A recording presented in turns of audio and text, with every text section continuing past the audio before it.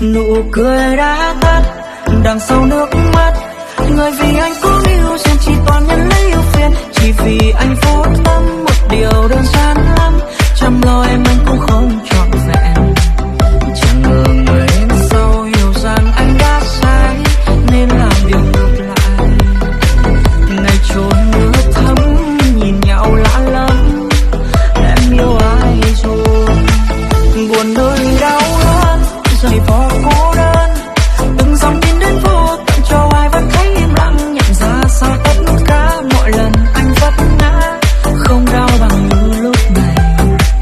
Nhìn mưa anh thật sâu ngoài trời mưa rất lâu, chỉ biết tự trách mình.